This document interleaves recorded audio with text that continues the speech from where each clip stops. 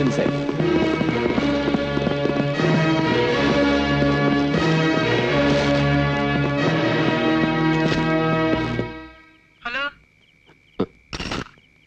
Hello, മഹാദേവന് കൊടുക്കൂ.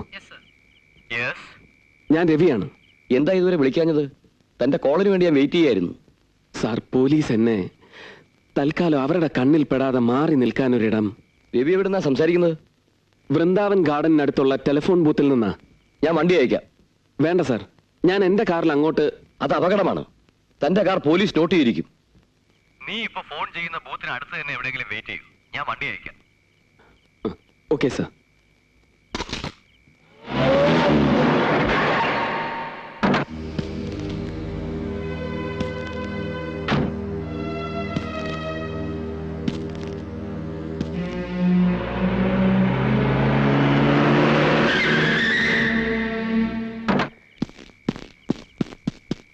ഇരിക്കൂ sir. ഇത് സാറ് എന്നാ.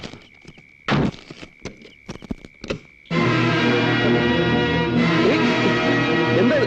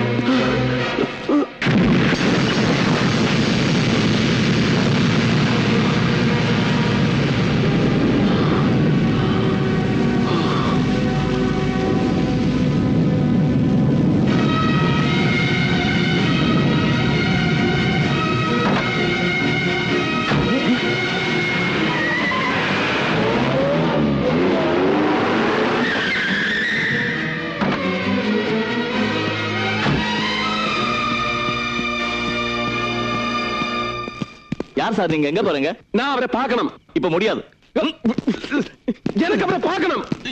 இப்ப முடியாது சொல்லல. മിസ്റ്റർ, എന്താ എന്ത് വേണം? എനിക്ക് മഹാദേവനെ ഒന്ന് കാണണം. എവിടെ അദ്ദേഹം? കാണുന്നില്ലേ? ഞാൻ തന്നെയാണ് മഹാദേവൻ. അല്ല, കുറച്ചു മുമ്പ് ഞാൻ ഫോൺ ചെയ്തപ്പോ. ഫോണോ? ഇവിടേക്കോ? ഇയാൾ ഇങ്ങോട്ട് ഫോൺ ചെയ്തു അത്രേ. 5-6 മാസമായിട്ട് ഞങ്ങൾ ആരും ഇവിടെ ഉണ്ടായിരുന്നില്ല. എന്താ നിങ്ങൾക്ക് വേണ്ടത്?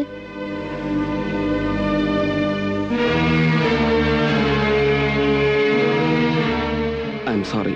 ഞാൻ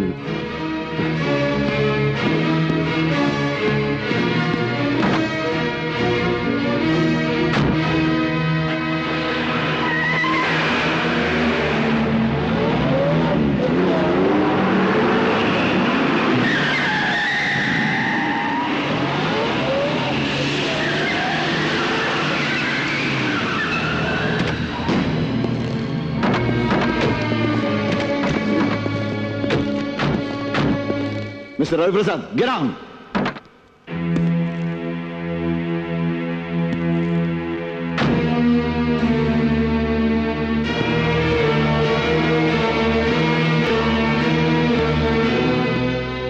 महादेवन को ढूंढ के गए थे ना? हाँ, he is here.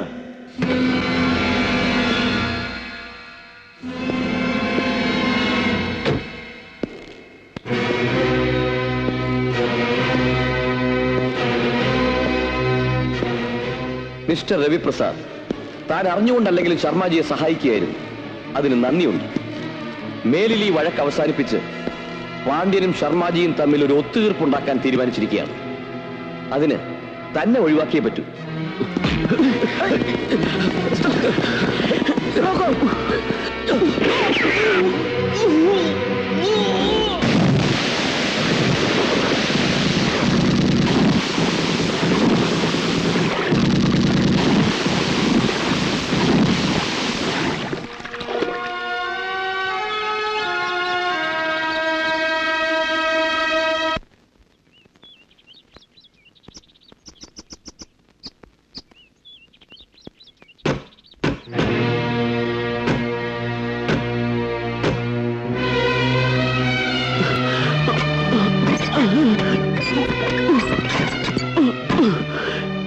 എനിക്കൊരു ഡോക്ടറുടെ സഹായം ആവശ്യമുണ്ട്. വിശ്വസിച്ച് മറ്റൊരിടത്തും പോകാൻ പറ്റില്ല. അവരെന്റെ പിന്നാലെയുണ്ട്, പോലീസും. വേണമെങ്കിൽ നിനക്ക് എന്നെ ഒറ്റ കൊടുക്കാം, അല്ലെങ്കിൽ ഈ ഷെല്ലൊന്ന് എടുത്തു തരണം.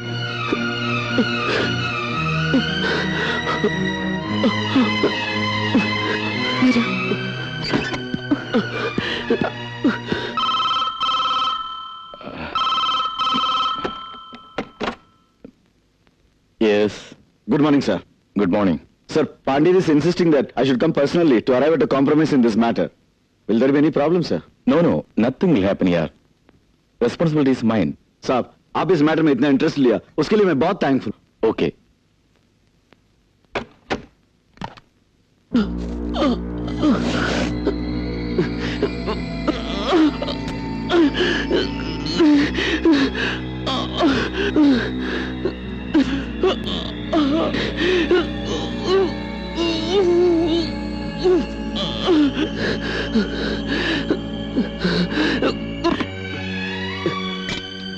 ഇത്തിരി വെള്ളം കൊടുക്കൂ, ചൂടായിട്ട്.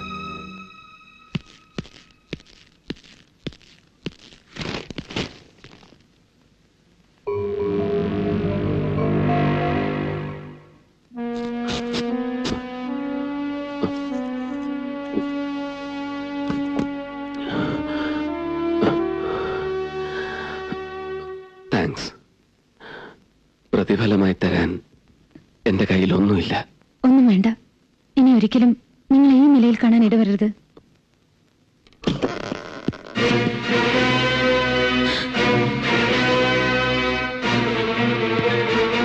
ഞാൻ നിന്നൊന്നും ചെയ്യില്ല. പക്ഷെ ഒളിവിൽ കഴിയുന്ന കൊലപാതകയെ പോലീസിൽ ഏൽപ്പിക്കേണ്ട ചുമതല എനിക്കുണ്ട്. ഞാനൊരു ജനപ്രതിനിധിയാണ്. Come on come on.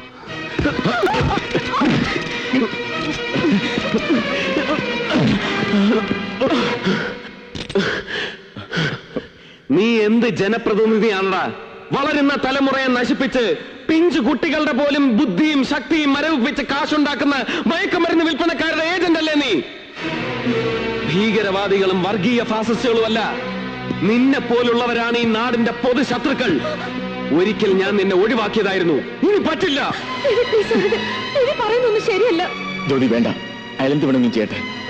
അയാൾ പറയുന്നത് ശരിയാണ്. ജ്യോതി ഒരിക്കലും അറിയിക്കരുതെന്ന് ഞാൻ കരുതിയിരുന്നു. പക്ഷേ ഈ കുറ്റബോധം പേറിക്കൊണ്ട് ജീവിക്കാൻ ഇനിയും ഞാൻ ആഗ്രഹിക്കുന്നില്ല. ഡ്രഗ് റാക്കറ്റിലെ ഒരു അംഗം തന്നെയാണ് ഞാൻ. അറിഞ്ഞുകൊണ്ടല്ല ഞാൻ അവരുമായി ബന്ധപ്പെട്ടത്. ഇഷ്ടപ്പെട്ടല്ല ഞാൻ ഈ തൊഴിൽ തുടരുന്നത്. പക്ഷേ ഒഴിഞ്ഞു പോരാൻ ഇനി നിവർത്തിയില്ല. There is only one way in this business. Only entrance, no exit. എന്നെ കൊന്നതുകൊണ്ട് ഇതിനെല്ലാം ഒരു പരിഹാരം ഉണ്ടാക്കാൻ കഴിയുമെങ്കിൽ do it. Come on, kill me. എന്നെയോ ശർമ്മയോ ഒരു പാണ്ഡിനെയോ കൊന്നതുകൊണ്ട് ഇതിവിടെ അവസാനിക്കുമെന്ന് നീ കരുതുന്നുണ്ടോ?